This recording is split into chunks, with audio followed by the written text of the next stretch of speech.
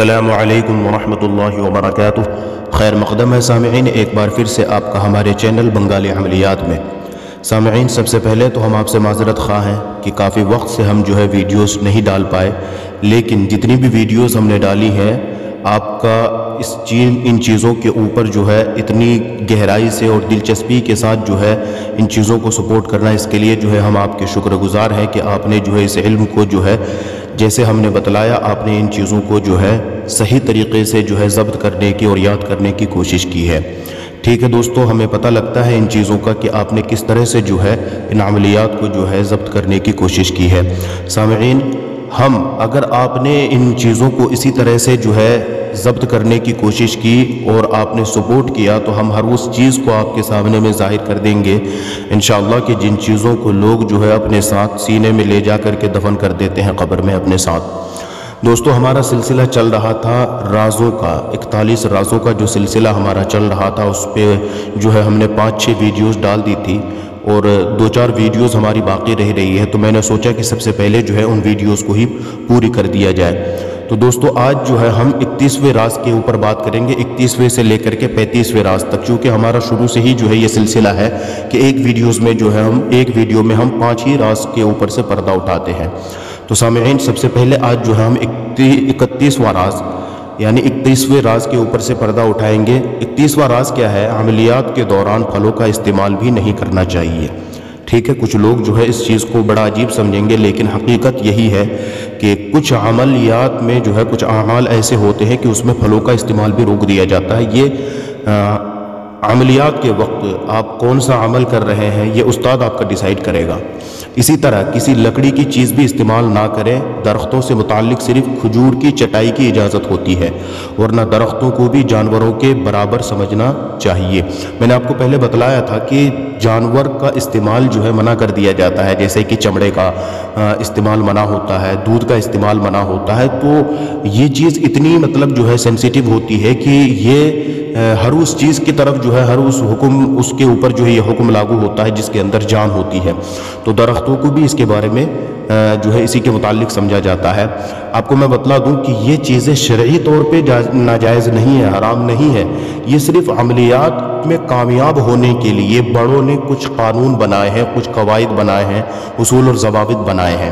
ٹھیک ہے، بعض مرتبہ ایسا ہوتا ہے، آپ کو بہت ایسے عامل ملیں گے یہ کہتے ہوئے کہ ہم ایسا نہیں کیے، کچھ نہیں کیے اور ہم کامیاب ہو گئے۔ وہ کس طرح سے کامیاب ہوتے ہیں وہ بھی ہم بتلائیں گے، لیکن آج کے وقت میں اس طرح کے استاد نہیں ہوتے ہیں جو اپنی محنت کسی اور کو ہدیہ کر دے۔ انسان کو اگر کچھ بننا ہوتا ہے تو اسے خود محنت کرنی پڑتی ہے، اور یہ محنت انسان کرنے کے لیے تیار بھی ہوتا ہے، لیکن وہ کس طریقے سے کرے یہ پتہ نہیں ہوتا۔ یہی چیز ہم آپ کو بتلانے جا رہے ہیں۔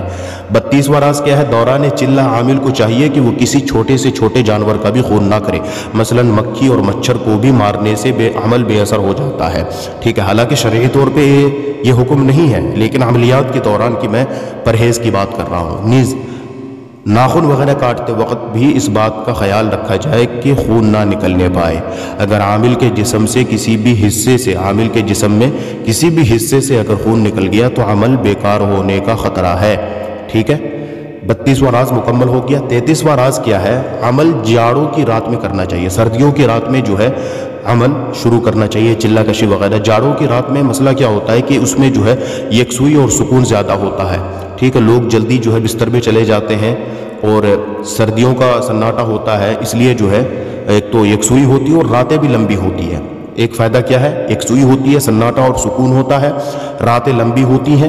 ٹھیک ہے، نیز جو حشرات الارض یعنی کیڑے مکوڑے ہوتے ہیں وہ اس سے بھی انسان محفوظ رہتا ہے سردیوں کی رات میں، کیونکہ سردیوں میں یہ جو کیڑے مکوڑے ہوتے ہیں زمینی، یہ نہیں نکلتے باہر، خاص کر کے سانپ وغیرہ اس طرح کی چیزیں نہیں نکلتے ہیں، تو اس سے بھی انسان محفوظ رہتا ہے۔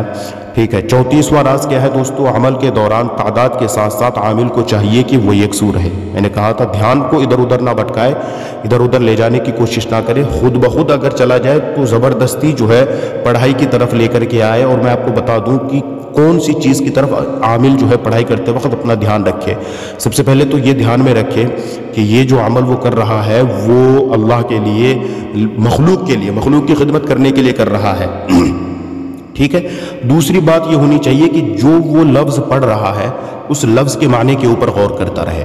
उस लफ्ज़ का माना क्या है, अगर ये पता रहे, ये उस्ताद की जिम्मेदारी होती है कि वो शागिर्द को बतला दे कि जौन सा अमल वो कर रहा है उस अमल का तर्जमा, उसका ट्रांसलेशन कर दे। अगर अरबी में है तो उसका जो है उर्दू में, हिंदी में, इंग्लिश में, जिसमें भी वो जौन सी ज़बान भी वो जानता है उसमें उसको समझा दे और लिख भी दे।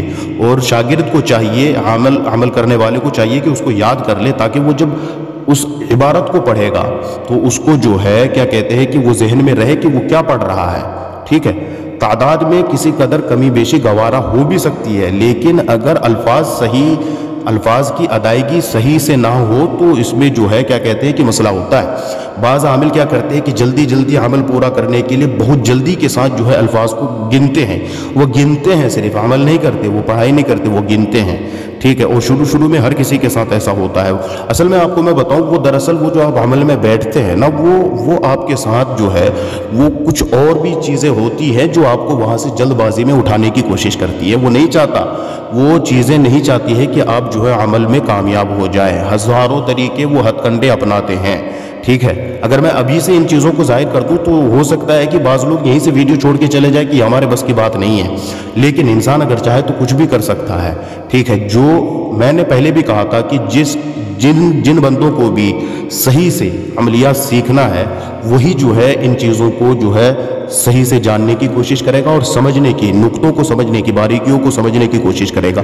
सिर्फ अमल चिल्लाकशी करने से जो है अमल कामयाब नहीं हो जाता।